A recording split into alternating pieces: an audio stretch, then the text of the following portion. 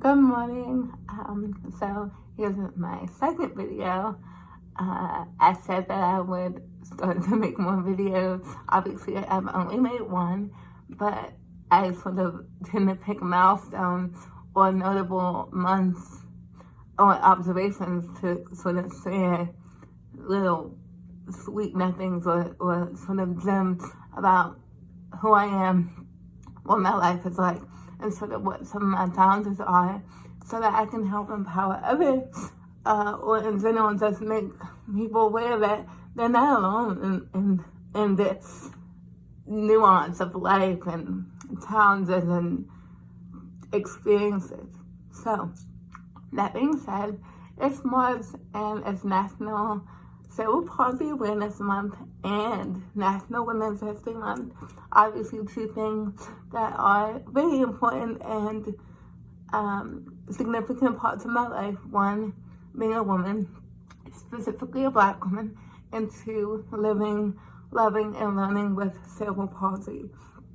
So there's a few things I wanted to share today about cerebral palsy, and I guess a bit about Women's History Month. It's sort of just to kind of bridge the gap or help bridge the gap of empowering people to understand and sort of be patient for both sides of the story. Because one, living with a disability is not easy, obviously. It comes with a lot of BS. It comes with a lot of exhaustion, and it comes with a lot of patience. Obviously, to that same end, it also requires patience from others to just be aware, and have to accept and honor the fact that everyone isn't living the same pace or the same type of life. Many of us, whether it be cerebral palsy or otherwise, are dealing with challenges and dynamics, both seen and unseen. Because obviously, many people look at me, they look at my artwork or all the things that I'm capable of doing, and they might not necessarily see a disability, or see disabled. And honestly, that's not for the other person to judge, because it's my story. But it's also up to me to be able to share this story and educate others, because how would they know if it's not coming from me? How would they know if I need help or if I'm struggling with something if it's not coming from me? So I think I would just share a few, maybe 3 things that I've learned just in the last few years of experiencing adulthood, living and learning independently, and just sort of finding my way in this crazy thing called life. The first I will say is being patient with myself and others. Obviously, throughout my life, I've known I had cerebral palsy.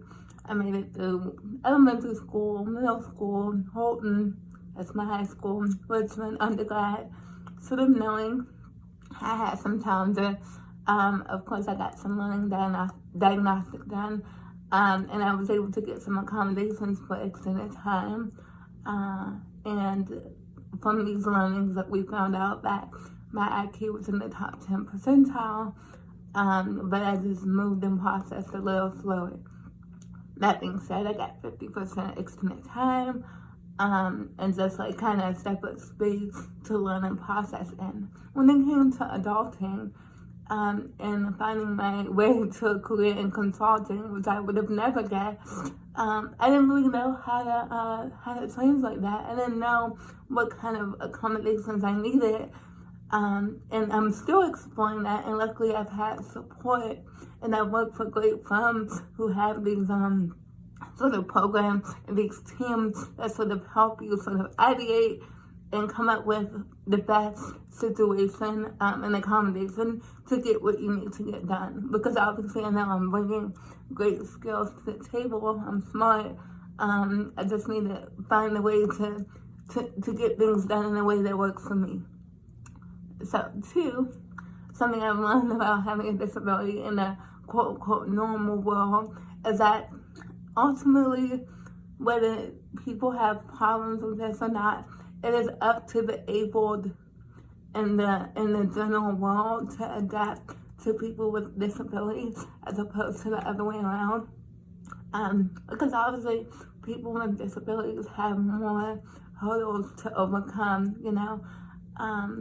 We can't always adjust as quickly or as smoothly as someone or something else. So yes, it is a two-way relationship. We both need each other. But we've had people with disabilities have to do a lot of adapting, like in ways that is like impossible to manage. For example, I might want to put on a button-up dress to go to work or to go out.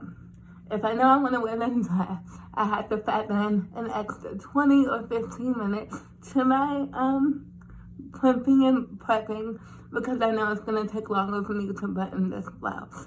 Yes, I have a partner who assists with these things, but if he's not always there, then I'm going to have to find a way to do it myself or pick another outfit. So these are the things I have to consider on a day-to-day, you know, as I'm like getting ready or if I want to wear something. It's like, and mind you, I get frustrated because I kind of move fast and I'm like, God, here's another 15 minutes because I want to be cute. So again, that's me having to adapt. Obviously, this is like a small thing because I could wear whatever I want. So that's the second thing. And the third thing I would say, or three of many things, is that it's okay to be unsure about how to start that dialogue, you know. You just have to be open to having it.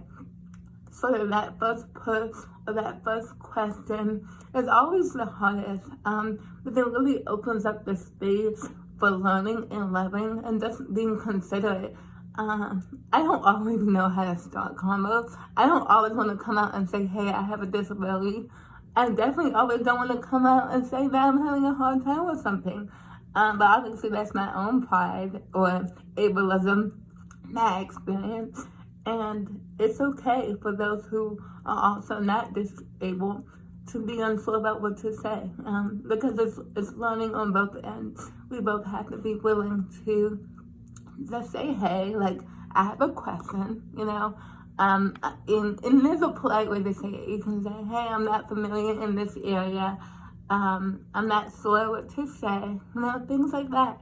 And I think that could be the first step to really coming together for us to solve these bigger issues and to take the charge to champion and advocate for those who can't advocate for themselves, because ultimately as the world is changing, it's up to us as individuals to really take that charge and to really be the examples for others, because it is icky, you know, and it's not always comfortable, but it's really up to us. And that's really all I have to say today. Thank you for watching. Happy Women's History Month for all you greats, and happy National Cerebral Palsy Awareness Month for all of the CP strong. I know it can be challenging. I know life is full of crap, but it's also full of greatness. So you're great, you're brilliant, you can do it, and cheers.